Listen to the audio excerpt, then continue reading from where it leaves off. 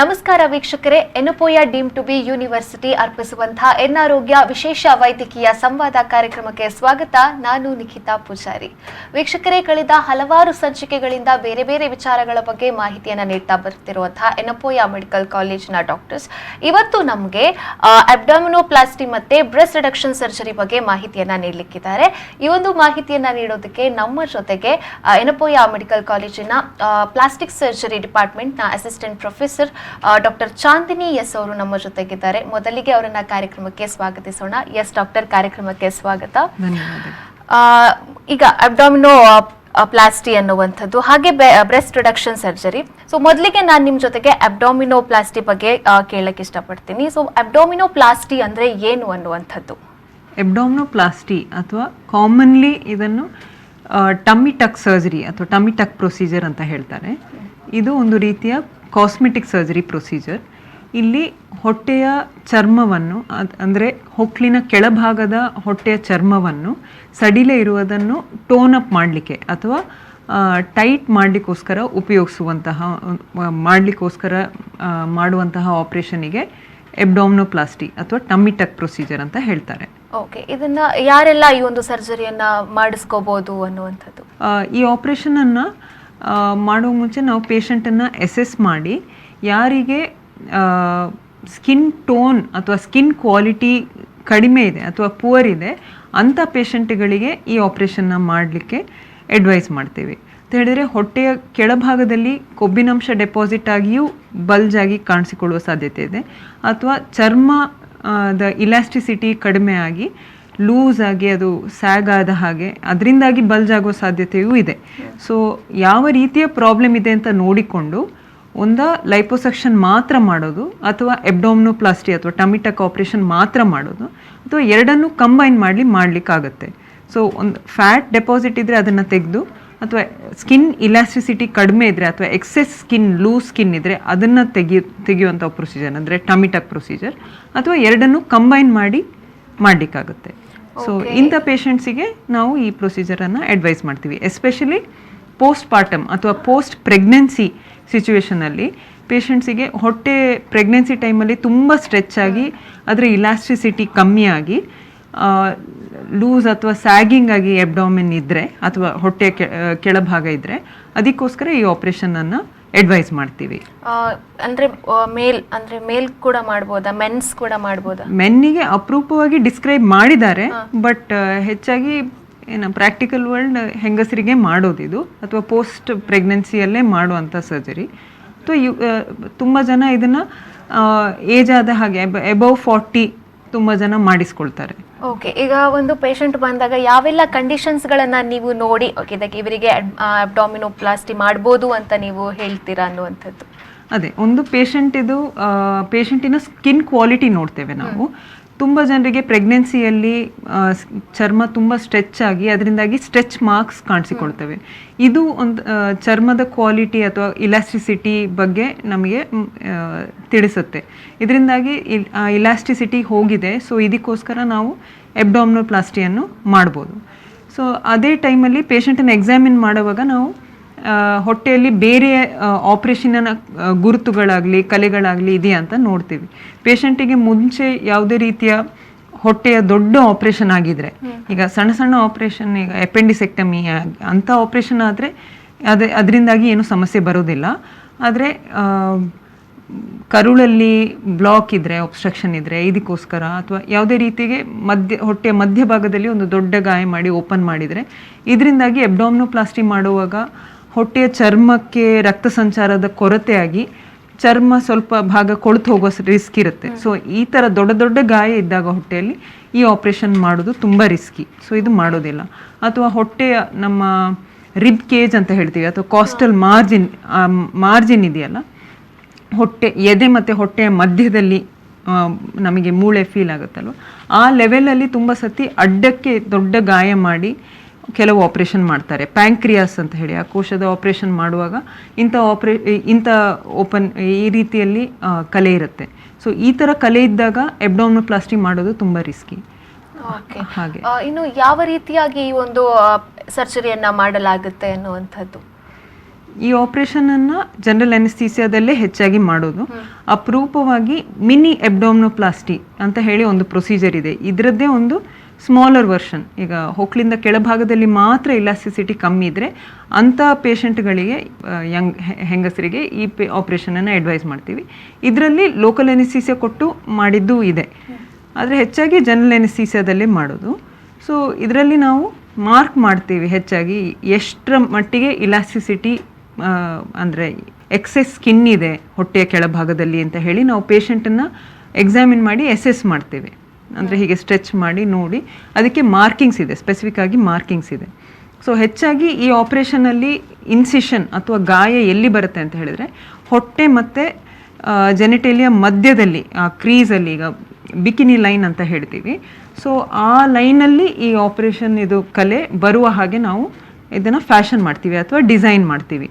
So ಅದು ಸೊಂಟದಲ್ಲಿ ಕಾಣಿಸ್ಕೊಳ್ಳದೇ ಇದ್ದ ಹಾಗೆ ಆ ಥರ ಓಪನಿಂಗ್ ಇರುತ್ತೆ. ಮತ್ತು ಓಪನ್ ಮಾಡಿ ಹೊಟ್ಟೆಯ ಚರ್ಮವನ್ನು ಕೊಬ್ಬಿನಂಶದ ಸಮೇತ ಮಾಂಸದ ಮೇಲ್ಭಾಗದಲ್ಲಿ ಆ ಪದರದಲ್ಲಿ ಅದನ್ನು ಎತ್ತಿ ಒಂದು ಲೆವೆಲ್ ತನಕ ಹೋಗಲಿಕ್ಕಿದೆ ಅದು.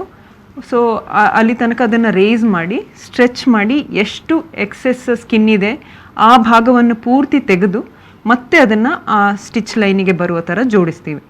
ಸೊ ಬೇಸಿಕ್ಲಿ ಅದೊಂದು ಫ್ಯಾಟಿ ಏಪ್ರನ್ ಅಂತ ಹೇಳ್ತೀವಿ. ಆ ಇಡೀ ಚರ್ಮವನ್ನು ಎತ್ತಿ ಎಳೆದು, ಸಿಂಪ್ಲಿಫೈ ಮಾಡಿ ಹೇಳೋದಾದರೆ, ಇಷ್ಟು ಸ್ಟ್ರೇಟ್ ಫಾರ್ವರ್ಡ್ ಇಲ್ಲ, ಬಟ್ ಆ ಥರ ಮಾಡಿ ತಿರ್ಗಾ ಅಷ್ಟು ಭಾಗವನ್ನು ಕಟ್ ಮಾಡಿ ತೆಗೆದು ಸ್ಟಿಚ್ ಮಾಡ್ತೀವಿ. ಸೊ ಇದರಲ್ಲಿ ಒಂದು ಡೌಟ್ ಬರ್ಬೋದು ನಿಮಗೆ, ಹೊಕ್ಕಳನ್ನ ಏನು ಮಾಡ್ತಾರೆ ಅಂತ ಹೇಳಿ. ಯಾಕಂದರೆ ನಾವು ಈ ಫ್ಯಾಟಿ ಏಪ್ರನ್ ಅಥವಾ ಈ ಎಬ್ಡಾಮಿನಲ್ ಸ್ಕಿನ್ನನ್ನು ರೇಸ್ ಮಾಡೋದು ಹೊಕ್ಕಳಿನ ಮೇಲಿದು ಲೆವೆಲಿಗೆ ರೇಸ್ ಮಾಡ್ತೇವೆ. ಸೊ ಆ ಟೈಮಲ್ಲಿ ನಾವು ಹೊಕ್ಕಳ ಸುತ್ತಲೂ ಒಂದು ಗಾಯ ಮಾಡಿ ಹೊಕ್ಕಳನ್ನು ಅಲ್ಲಿಯೇ ಬಿಟ್ಟು ಈ ಚರ್ಮವನ್ನು ಎತ್ತಿ ಹೊಸದಾಗಿ ಒಂದು ಹೊಕ್ಕಳನ್ನು ಕ್ರಿಯೇಟ್ ಮಾಡ್ತೇವೆ. ಸೊ ನ್ಯೂ ಅಂಬಲಿಕಸ್ ಅಂತ ಮಾಡ್ತೇವೆ, ಹೊಸ ಓಪನಿಂಗ್ ಮಾಡಿ ಮಾಡ್ತೇವೆ. ಯಾಕಂತ ಹೇಳಿದರೆ ನಾವು ಅದನ್ನು ಸ್ಕಿನ್ನನ್ನು ಕೆಳಗೆ ಸ್ಟ್ರೆಚ್ ಮಾಡಿದಾಗ ಆ ಹೊಕ್ಕಳನ್ನು ಸಮೇತ ಎತ್ತಿದರೆ ಅದು ಹೊಕ್ಕಳು ಕೆಳಗೆ ಬರ್ತದೆ. ಸೊ ಅದು ಆ ಥರ ಚೆನ್ನಾಗಿ ತೋರೋದಿಲ್ಲ. ಸೊ ನಾವು ಹೊಸದಾಗಿ ಅದೇ ಲೆವೆಲ್ ಮೇಂಟೈನ್ ಮಾಡಿ ಒಂದು ನ್ಯೂ ಅಂಬಲಿಕಸನ್ನು ಕ್ರಿಯೇಟ್ ಮಾಡ್ತೀವಿ. ಸೊ ಆ ಥರ ಈ ಆಪ್ರೇಷನನ್ನು ಮಾಡ್ತೀವಿ. ಸೊ ಆಪ್ರೇಷನ್ ಮಾಡಿದ ಮೇಲೆ ಲೈಪೋಸಕ್ಷನ್ ಥರವೇ ಇದರಲ್ಲೂ ಸ್ವಲ್ಪ ಫ್ಲೂಯಿಡ್ ಕಲೆಕ್ಷನ್ ಆಗುವ ಸಾಧ್ಯತೆ ಇದೆ. ಯಾಕಂದರೆ ನಾವು ಅಷ್ಟು ಜಾಗದಲ್ಲಿ ಹೊಟ್ಟೆಯ ಚರ್ಮವನ್ನು, ಕೊಬ್ಬಿನಂಶವನ್ನು ಮಾಂಸದಿಂದ ಎತ್ತಿರ್ತೀವಿ. ಸೊ ಅದು ಮೊರಲೆಸ್ ಒಂದು ಅಷ್ಟು ದೊಡ್ಡ ಗಾಯ ಕ್ರಿಯೇಟ್ ಮಾಡಿದ ಹಾಗೆ. ಅದನ್ನು ಮುಚ್ತೀವಿ ಹೌದು, ಆದರೆ ಅಲ್ಲಿ ರೇಸ್ ಮಾಡಿದ ಕಾರಣ ಸ್ವಲ್ಪ ನೀರಿನ ಅಂಶ ತುಂಬುತ್ತೆ. ಅದನ್ನು ಕಮ್ಮಿ ಮಾಡಲಿಕ್ಕೋಸ್ಕರ ಅಥವಾ ಅದು ಹೊರಗೆ ಡ್ರೈನ್ ಆಗಲಿಕ್ಕೋಸ್ಕರ ಸಣ್ಣ ಸಣ್ಣ ಡ್ರೈನ್ ಟ್ಯೂಬ್ಸ್ ಅಂತ ಹೇಳಿ ಹೊಟ್ಟೆ ಎರಡೂ ಬದಿಯಿಂದ ಹೊರಗೆ ತಂದು ಇಟ್ಟಿರ್ತೀವಿ. ಇದು ಆಪರೇಷನ್ ಆಗಿ ಒಂದು 2-3 ದಿವಸದಲ್ಲಿ ಈ ಡ್ರೈನ್ ಟ್ಯೂಬ್ಸನ್ನು ನಾವು ತೆಗಿತೀವಿ. ಇನ್ನು ಲೈಪೋಸೆಕ್ಷನ್ ಮತ್ತು ಅಬ್ಡೋಮಿನೋಪ್ಲಾಸ್ಟಿಯನ್ನು ಒಂದೇ ಟೈಮಲ್ಲಿ ಮಾಡ್ಬೋದಾ ಅನ್ನುವಂಥ ಒಂದು ಪ್ರಶ್ನೆ. ಮಾಡ್ಬೋದು, ಇದು ಸೇಫಾಗಿ ಮಾಡ್ಬೋದು ಈ ಕೆಲವು ಕಂಡೀಷನ್ಸ್ ನೋಟ್ ಮಾಡಿ ಇಟ್ಕೊಂಡಿದ್ರೆ. ಬಟ್ ಯೂಶಲಿ ಅಬ್ಡೋಮಿನೋಪ್ಲಾಸ್ಟಿ ಮಾಡೋ ಮುಂಚೆ ಲೈಪೋಸಕ್ಷನ್ ಮಾಡಿ, ಹೆಚ್ಚಾಗಿ ಅಬ್ಡೋಮಿನೋಪ್ಲಾಸ್ಟಿ ಹೊಕ್ಕಳಿನ ಕೆಳಭಾಗದ ಜಾಗವನ್ನು ಟೋನ್ ಅಪ್ ಮಾಡಲಿಕ್ಕೆ ಯೂಸ್ ಮಾಡ್ತೇವೆ. ಲೈಪೋಸಕ್ಷನನ್ನು ಹೊಕ್ಕಳಿನ ಮೇಲ್ಭಾಗದಲ್ಲಿ, ಹೊಟ್ಟೆಯ ಮೇಲ್ಭಾಗದಲ್ಲಿ ಕೊಬ್ಬಿನಂಶ ಕಮ್ಮಿ ಮಾಡಲಿಕ್ಕೋಸ್ಕರ ಯೂಸ್ ಮಾಡ್ತೀವಿ. ಮತ್ತು ಸೈಡ್ಸ್ ಅಂದರೆ ಸೊಂಟದ ಸೈಡ್ಸಲ್ಲಿ ಫ್ಲ್ಯಾಂಕ್ಸ್ ಅಂತ ಹೇಳ್ತೀವಿ ಈ ಭಾಗಕ್ಕೆ, ಅಲ್ಲಿ ಟೋನ್ ಅಪ್ ಮಾಡಲಿಕ್ಕೆ ಲೈಪೋಸಕ್ಷನ್ ಯೂಸ್ ಮಾಡ್ತೀವಿ. ಸೊ ರೀಜನ್ಸ್ ಬೇರೆ ಬೇರೆ. ಅಬ್ಡೋಮಿನೋಪ್ಲಾಸ್ಟಿ ಹೊಟ್ಟೆಯ ಕೆಳಭಾಗ, ಮೇಲ್ಭಾಗಕ್ಕೆ ಮತ್ತು ಸೈಡ್ಸಿಗೆ ಹೆಚ್ಚಾಗಿ ಲೈಪೋಸಕ್ಷನ್ ಮಾಡ್ತೀವಿ. ಇನ್ನು ಈ ಅಬ್ಡೋಮಿನೋಪ್ಲಾಸ್ಟಿಯಲ್ಲಿ ಯಾವುದೆಲ್ಲ ಸೈಡ್ ಎಫೆಕ್ಟ್ಸ್ ಅನ್ನು ನಾವು ಕಾಣ್ಬೋದು, ಹಾಗೆ ಒಂದು ಸರ್ಜರಿ ಆದ ನಂತರದ ಒಂದು ಪ್ರಿಕಾಷನ್ಸ್ ಬಗ್ಗೆ ನೀವು ಏನು ಹೇಳ್ತೀರಾ? ಓಕೆ, ಅಬ್ಡೋಮಿನೋಪ್ಲಾಸ್ಟಿ ಮಾಡಿದ ಮೇಲೆ ಜನರಲ್ ಅನೆಸ್ಥೀಸಿಯಾ ಕಾಂಪ್ಲಿಕೇಶನ್ಸ್ ನಾನು ಮೊದಲೇ ಹೇಳಿದಾಗೆ ಇರುವ ಸಾಧ್ಯತೆ ಇದೆ. ಮತ್ತು ಸ್ವಲ್ಪ ಮಟ್ಟಿಗೆ ಈ ಥರ ಬ್ಲೀಡಿಂಗ್ ಅಥವಾ ವೂಂಡ್, ಇಷ್ಟು ದೊಡ್ಡ ಗಾಯ ಇರುವ ಕಾರಣ ಇನ್ಫೆಕ್ಷನ್ ಆಗುವ ಚಾನ್ಸಸ್ ಇದೆ. ಮತ್ತು ಪೇಷಂಟ್ ತಕ್ಷಣ ಆ್ಯಕ್ಟಿವ್ ಆಗಿ ಮೂವ್ ಮಾಡದೇ ಇರ್ಬೋದು ಪೇಯ್ನಿಂದಾಗಿ. ಸೊ ಇದರಿಂದಾಗಿ ಕಾಲಿದು ರಕ್ತನಾಳದಲ್ಲಿ ರಕ್ತ ಹೆಪ್ಪು ಕಟ್ಟಿ ಡೀಪ್ ವೇನ್ ಥ್ರೋಂಬೋಸಿಸ್ ಅಂತ, ಈ DVT ಅಂತ ಆಗುವ ಸಾಧ್ಯತೆ ಇದೆ. ಸೊ ಈ ಕಾಂಪ್ಲಿಕೇಶನ್ಸ್ ಮೇನ್ಲಿ. ಬಟ್ ಇದರಲ್ಲೂ ಆಪ್ರೇಷನ್ ಆದಮೇಲೆ ನಾವು ಅವರಿಗೆ ಕಂಪ್ರೆಷನ್ ಗಾರ್ಮೆಂಟ್ ಅಂತ ಕೊಡ್ತೀವಿ, ಅದನ್ನು ಹಾಕ್ಕೊಂಡೇ ಅವರು ನಡಿಬೇಕು. ಸೊ ಯೂಶಲಿ ಒಂದು ಆಲ್ಮೋಸ್ಟ್ 2 to 3 ವೀಕ್ಸ್ ತಗೊಳುತ್ತೆ ಅವರಿಗೆ ಫುಲ್ ನಾರ್ಮಲ್ ಆ್ಯಕ್ಟಿವಿಟಿ ರೆಸ್ಯೂಮ್ ಮಾಡಲಿಕ್ಕೆ. ಮತ್ತೆ ಓಕೆ, ಒಂದು ಸಲ ಈ ಅಬ್ಡೋಮಿನೋಪ್ಲಾಸ್ಟಿ ಆದ ನಂತರ ಮತ್ತೆ ನಮ್ಮ ಹೊಟ್ಟೆಯ ಏನೋ ಚರ್ಮ ಅಥವಾ ಪದರ ಏನಿದೆ ಅದು ಸಡಿಲಾಗುವಂತಹ ಚಾನ್ಸಸ್ ಇದೆಯಾ ಅನ್ನುವಂಥದ್ದು? ಇದೆ. ಅಬ್ಡೋಮಿನೋಪ್ಲಾಸ್ಟಿ ಮಾಡಿದ ಮೇಲೆ ಪೇಷಂಟ್ ಮತ್ತೆ ಅದೇ ಥರದ ಲೈಫ್ ಸ್ಟೈಲ್ ಅಡ್ಯಾಪ್ಟ್ ಮಾಡಿಕೊಂಡ್ರೆ ವೇಟ್ ಗೇನ್ ಆದರೆ ಹೊಟ್ಟೆಯ ಜಾಗದಲ್ಲಿ ಕೊಬ್ಬಿನಂಶ ಜಾಸ್ತಿ ಆದರೆ ಅದನ್ನು ಮತ್ತೆ ಆ ಚರ್ಮವನ್ನು ಸ್ಟ್ರೆಚ್ ಮಾಡಿ ಇದಾಗೋ ಸಾಧ್ಯತೆ ಇದೆ. ಮತ್ತು ಪ್ರೆಗ್ನೆನ್ಸಿ ಆದಮೇಲೆ ಪೇಷಂಟ್ಗಳು ಎಬ್ಡಾಮಿನೋಪ್ಲಾಸ್ಟಿ ಕೇಳ್ಕೊಂಡು ಬರ್ತಾರೆ. ಆದರೆ ಸೆಕೆಂಡ್ ಪ್ರೆಗ್ನೆನ್ಸಿ ಪ್ಲ್ಯಾನ್ ಮಾಡೋ ಮುಂಚೆ ಎಬ್ಡಾಮಿನೋಪ್ಲಾಸ್ಟಿ ಅಡ್ವೈಸ್ ಮಾಡ್ಬೋದು ನಾವು. It is safe and it has been done, ಮಾಡಿದ್ದಾರೆ ಸೆಕೆಂಡ್ ಪ್ರೆಗ್ನೆನ್ಸಿ. ಸೊ ಮತ್ತೆ ಪ್ರೆಗ್ನೆಂಟ್ ಆದರೆ ಮತ್ತೆ ಅದ್ರ ಬೆನಿಫಿಟ್ ಹೋಗುತ್ತೆ. ತುಂಬ ಜನ ಮಾಡಿಸ್ಕೊಳ್ತಾರೆ ಮತ್ತೆ ತಿರ್ಗಾ ಸೆಕೆಂಡ್ ಪ್ರೆಗ್ನೆನ್ಸಿ, ಸೊ ಆ ಟೈಮಲ್ಲೂ ಆ ಲ್ಯಾಕ್ಸಿಟಿ ಮತ್ತೆ ಬರೋ ಸಾಧ್ಯತೆ ಇದೆ ಇರುತ್ತೆ. ಡಾಕ್ಟರ್, ಇನ್ನಷ್ಟು ಹೆಚ್ಚಿನ ಮಾಹಿತಿ ನಿಮ್ಮಿಂದ ಪಡ್ಕೊಳ್ಳಿಕ್ಕಿದೆ. ಒಂದು ಸಣ್ಣ ವಿರಾಮವನ್ನು ತಗೊಂಡು ವೀಕ್ಷಕರೇ, ಎನ್ನಾರೋಗ್ಯ ವಿಶೇಷ ವೈದ್ಯಕೀಯ ಸಂವಾದ ಕಾರ್ಯಕ್ರಮ ಮುಂದುವರಿಯುತ್ತೆ ಒಂದು ಸಣ್ಣ ವಿರಾಮದ ಬಳಿಕ. ದಕ್ಷಿಣ ಕನ್ನಡದ ಪ್ರಖ್ಯಾತ ಹಾಗೂ ಪ್ರಪ್ರಥಮ ಡೀಮ್ಡ್ ಟು ಬಿ ಯೂನಿವರ್ಸಿಟಿ ಎಂಬ ಹೆಗ್ಗಳಿಕೆ ಪಡೆದ ವಿಶ್ವವಿದ್ಯಾಲಯ Yenepoya deemed to be university. Yenepoya institute of technology Moodbidri engineering ನ ಈ ಕೋರ್ಸ್ಗಳಿಗೆ ಅರ್ಜಿ ಆಹ್ವಾನಿಸಿದೆ. BE in computer science and engineering, electronics and communication, electrical and electronics, information science and engineering, mechanical engineering. ಈ ಕಾಲೇಜು ನೀಡುತ್ತದೆ ಹಲವಾರು ಸೌಕರ್ಯಗಳು: class rooms, seminar hall, library, canteen, transport and hostel, indoor and outdoor games, employment and placement cell. ಏನಪೋಯದಲ್ಲಿದೆ ಐಷಾರಾಮಿ facilities, ಓದೋದಕ್ಕೆ ಪೂರಕ ಹಾಗೂ ನಿಮ್ಮ ವ್ಯಕ್ತಿತ್ವ ವಿಕಸನಕ್ಕೆ ಪೂರಕವಾಗಿರುವ ಫೆಸಿಲಿಟೀಸ್.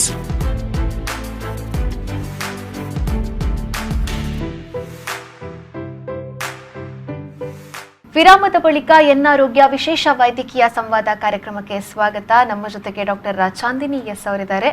ಇಷ್ಟೊತ್ತು ನಮ್ಗವರು ಅಬ್ಡಾಮಿನೋಪ್ಲಾಸ್ಟಿ ಬಗ್ಗೆ ನೀವು ಮಾಹಿತಿಯನ್ನು ನೀಡಿದ್ರಿ. ಇವಾಗ ನಮ್ಮ ನೆಕ್ಸ್ಟ್ ಒಂದು ಕ್ವೆಶನ್ಸ್ ಟಾಪಿಕ್ ಅಂತ ಹೇಳಿದ್ರೆ ಬ್ರೆಸ್ಟ್ ರಿಡಕ್ಷನ್ ಸರ್ಜರಿ ಅನ್ನುವಂಥದ್ದು. ಸಾಮಾನ್ಯವಾಗಿ ಕೆಲವು ಫಿಮೇಲ್ಸ್ಗೆ ಹೇಗಿರುತ್ತೆ ಅಂದ್ರೆ ಸ್ಯಾಗಿ ಬೂಬ್ಸ್ ಇರುತ್ತೆ. ಸೊ ಅಂಥದ್ದೆಲ್ಲ ಕಾಂಪ್ಲಿಕೇಶನ್ಸ್ ಇರುತ್ತೆ, ಅಂದ್ರೆ ಸ್ವಲ್ಪ ಮುಜುಗರ ಉಂಟಾಗುತ್ತೆ.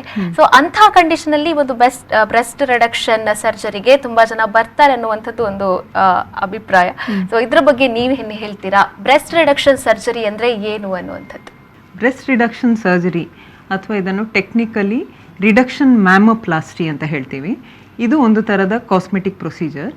ಇಲ್ಲಿ ಎಬ್ನಾರ್ಮಲಿ ಎನ್ಲಾರ್ಜ್ ಬ್ರೆಸ್ಟ್ ಅಥವಾ ಸ್ವಾಭಾವಿಕವಾಗಿ ಇರುವಂತಕ್ಕಿಂತ ಜಾಸ್ತಿ ದೊಡ್ಡದಾಗಿರುವಂತಹ ಸ್ತನಗಳಿಗೋಸ್ಕರ ಮಾಡುವಂತಹ ಆಪರೇಷನ್. ತುಂಬ ಕಾರಣಕ್ಕಾಗಿ ಸ್ತನ ಎಬ್ನಾರ್ಮಲಿ ದೊಡ್ಡದಾಗುವ ಸಾಧ್ಯತೆ ಇದೆ. ಈಗ ಫಿಸಿಯೋಲಾಜಿಕಲಿ ಅಥವಾ ನಾರ್ಮಲಿ ಪ್ರೆಗ್ನೆನ್ಸಿ ಆದಮೇಲೆ, ಡೆಲಿವರಿ ಆದಮೇಲೆ ಲ್ಯಾಕ್ಟೇಷನಿಗೋಸ್ಕರ ಅಥವಾ ಬ್ರೆಸ್ಟ್ ಫೀಡಿಂಗಿಗೋಸ್ಕರ ಬ್ರೆಸ್ಟ್ ಎನ್ಲಾರ್ಜ್ಮೆಂಟ್ ಆಗುತ್ತೆ.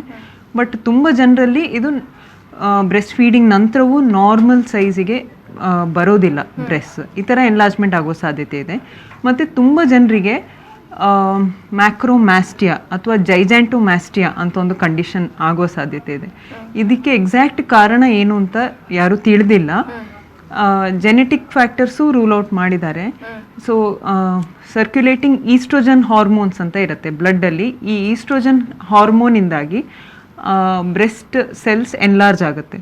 ಸೊ ಕೆಲವರಲ್ಲಿ ಬ್ರೆಸ್ಟ್ ಸೆಲ್ಸ್ ಇದು ಏನು ಹೇಳೋದು ಸೆನ್ಸಿಟಿವಿಟಿ ಅಥವಾ ಆ ಕಣಗಳು ತುಂಬ ಸೂಕ್ಷ್ಮ ಇರುತ್ತೆ. ಸೊ ಈ ಈಸ್ಟ್ರೋಜನ್ ಲೆವೆಲ್ಸ್ ಜಾಸ್ತಿ ಇರೋದಿಲ್ಲ ಇಂಥ ಪೇಷಂಟ್ಸಲ್ಲಿ. ಸರ್ಕ್ಯುಲೇಟಿಂಗ್ ಈಸ್ಟ್ರೋಜನ್ಸೇ ಆ ಕಣಗಳ ಮೇಲೆ ಪ್ರಭಾವ ಜಾಸ್ತಿ ಬೀರಿ ಈ ಕಣಗಳು ದೊಡ್ಡದಾಗಿ ಬ್ರೆಸ್ಟ್ ಎನ್ಲಾರ್ಜ್ ಆಗೋ ಸಾಧ್ಯತೆ ಇದೆ. ಸೊ ಇದು ಯಂಗ್ ಪೇಷಂಟ್ಸಲ್ಲೂ ಆಗ್ಬೋದು, ಎಬವ್ 40ನೂ ಆಗೋ ಸಾಧ್ಯತೆ ಇದೆ. ಜುವನೈಲ್ ಮ್ಯಾಕ್ರೋಮ್ಯಾಸ್ಟಿಯಾ ಅಂತ ವರ್ಜಿನಲ್ ಬ್ರೆಸ್ಟ್ ಹೈಪರ್ಟ್ರೋಫಿ ಅಂತ ಹೇಳ್ತಾರೆ. ಇದು ಸ್ವಲ್ಪ ಯಂಗ್ ಪೇಷಂಟ್ಸಲ್ಲಿ ಆಗೋದು, ಪ್ರೀ ಪ್ಯೂಬರ್ಟಿ. ಕೆಲವು ಟೀನೇಜ್ ಗರ್ಲ್ಸಲ್ಲೂ ಆಗೋ ಸಾಧ್ಯತೆ ಇದೆ. ಮತ್ತು ಎಬವ್ 40ನೂ ಇದಾಗೋ ಚಾನ್ಸ್ ಇದೆ. ಸೊ ಇಂಥ ಪೇಷಂಟ್ಗಳಿಗೆ ಈ ರಿಡಕ್ಷನ್ ಮ್ಯಾಮೋಪ್ಲಾಸ್ಟಿ ಅಥವಾ ಬ್ರೆಸ್ಟ್ ರಿಡಕ್ಷನ್ ಸರ್ಜರಿನ ಅಡ್ವೈಸ್ ಮಾಡ್ತೇವೆ ನಾವು. ಓಕೆ, ಇನ್ನು ಯಾರೆಲ್ಲ ಈ ಒಂದು ಸರ್ಜರಿಯನ್ನ ಮಾಡಿಸ್ಕೋಬಹುದು, ಯಾವ ರೀತಿಯಾಗಿ ಬೆನಿಫಿಟ್ಸ್ ಸಿಗುತ್ತೆ ಇದರಿಂದ ಅನ್ನುವಂಥ? ಹಾಂ, ಅದೇ ಈಗ ಆಲ್ರೆಡಿ ನಾನು ಹೇಳಿದ ಕಾರಣದಿಂದಾಗಿ ಪೇಷಂಟ್ಸಿಗೆ ಎನ್ಲಾರ್ಜ್ ಬ್ರೆಸ್ಟ್ ಇದ್ದರೆ ಅವರಿಗೆ ಸಮಾಜದಲ್ಲಿ ಮುಜುಗರ ಇದ್ದರೆ ಅಥವಾ ಯಾವ ರೀತಿ ಡ್ರೆಸ್ ಮಾಡಬೇಕು ಅಥವಾ ತುಂಬ ಸೆಲ್ಫ್ ಕಾನ್ಷಿಯಸ್ ಆಗಿದ್ದರೆ ಈ ಸೈಕಲಾಜಿಕಲ್ ಮತ್ತು ಸೋಷಿಯಲ್ ಬೆನಿಫಿಟ್ಟಿಗೋಸ್ಕರ ತುಂಬ ಹೆಲ್ಪ್ ಆಗುತ್ತೆ ಈ ಸರ್ಜರಿ. ಮತ್ತು ತುಂಬ ಜನರಿಗೆ ಎನ್ಲಾರ್ಜ್ ಬ್ರೆಸ್ಟಿಂದಾಗಿ ಸೈಕಲಾಜಿಕಲ್ ಫ್ಯಾಕ್ಟರ್ ಮಾತ್ರ ಅಲ್ಲ, ಫಿಸಿಕಲಿ ಕೂಡ ಅವರಿಗೆ ತುಂಬ ಬ್ಯಾಕ್ ಪೇಯ್ನ್, ನೆಕ್ ಪೇಯ್ನ್ ಇರುತ್ತೆ. ತುಂಬ ಜನ ಇದನ್ನು ಶೇರ್ ಮಾಡ್ಕೊಳ್ಳೋದಿಲ್ಲ. ಸಂಕೋಚದಿಂದಾಗಿ. ಬಟ್ ಇದಕ್ಕೂ ಸಹ ಈ ಆಪ್ರೇಷನ್ ತುಂಬ ಬೆನಿಫಿಷಿಯಲ್ ಆಗಿದೆ.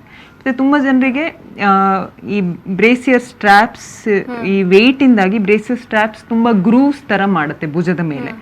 ಅದೊಂದು ಕ್ರಾನಿಕ್ ಪ್ರಾಬ್ಲಮ್ ಆಗೋ ಸಾಧ್ಯತೆ ಇದೆ. ಆ ಗ್ರೂವಿಂಗಿಂದಾಗಿ ಆ ಜಾಗದಲ್ಲಿ ತುಂಬ ಪೇಯ್ನ್ ಉಂಟಾಗುತ್ತೆ. ಸೊ ಇದಕ್ಕೋಸ್ಕರ ಈ ಸರ್ಜರಿನ ನಾವು ಅಡ್ವೈಸ್ ಮಾಡ್ತೇವೆ. ಇನ್ನು ಯಾರೆಲ್ಲ ಇದನ್ನು ಮಾಡಿಸ್ಕೋಬಾರ್ದು ಈ ಒಂದು ಸರ್ಜರಿಯನ್ನು ಅಂತ ಹೇಳಿ? ಹಾಂ, ಇದು ಜನರಲ್ ಅನೆಸ್ಥೀಸಿಯಾದಲ್ಲಿ ಮಾಡುವಂಥ ಒಂದು ಸರ್ಜರಿ. ಮೊರಲೆಸ್ ಮೇಜರ್ ಸರ್ಜರಿ ಅಂತ ಹೇಳ್ಬೋದು. ಮೇಜರ್ ಸರ್ಜರಿ ಅಂದರೆ ಇದು technically straight forward surgery, but ಇದರಲ್ಲಿ ಬ್ಲೀಡಿಂಗ್ ಮತ್ತು ಇನ್ಫೆಕ್ಷನ್ ಆಗುವ ಚಾನ್ಸಸ್ ಇರುತ್ತೆ. ಸೊ ಇದನ್ನು ಜನರಲ್ ಅನೆಸ್ಥೀಸಿಯಲ್ಲಿ ಮಾಡುವ ಕಾರಣ ಹಾರ್ಟ್ ಪೇಷಂಟ್ಸಿಗೆ ಅಥವಾ ಅನ್ಕಂಟ್ರೋಲ್ಡ್ ಡಯಾಬಿಟಿಸ್ ಆಗಲಿ, ಹೈಪರ್ ಟೆನ್ಷನ್ ಅಥವಾ ಜಾಸ್ತಿ BP ಇದ್ದರೆ ಇಂಥ ಪೇಷಂಟ್ಸಿಗೆ ಅಡ್ವೈಸ್ ಮಾಡೋದಿಲ್ಲ. ಮತ್ತು ಈ ಹಾರ್ಟ್ ಪೇಷಂಟ್ಸಲ್ಲಿ ತುಂಬ ಜನ ಈ ಬ್ಲಡ್ ಕ್ಲಾಟ್ ಆಗದೆ ಇರೋ ಥರ ಈ ಆಸ್ಪಿರಿನ್ ಇಂಥ ಟ್ಯಾಬ್ಲೆಟ್ಸ್ ತಗೊಳ್ತಾ ಇದ್ದರೆ ಅದನ್ನು ಅವಾಯ್ಡ್ ಮಾಡಬೇಕಾಗಿ ಬರುತ್ತೆ. ಸೊ ಅದು ಅವಾಯ್ಡ್ ಮಾಡಲಿಕ್ಕಾಗಲ್ಲ. ಅಷ್ಟು ಸಿವಿಯರ್ ಹಾರ್ಟ್ ಪ್ರಾಬ್ಲಮ್ಸ್ ಇದ್ದರೆ ಅಂಥ ಪೇಷಂಟಲ್ಲಿ ಈ ಆಪ್ರೇಷನ್ ಮಾಡಲಿಕ್ಕೆ ಆಗೋದಿಲ್ಲ.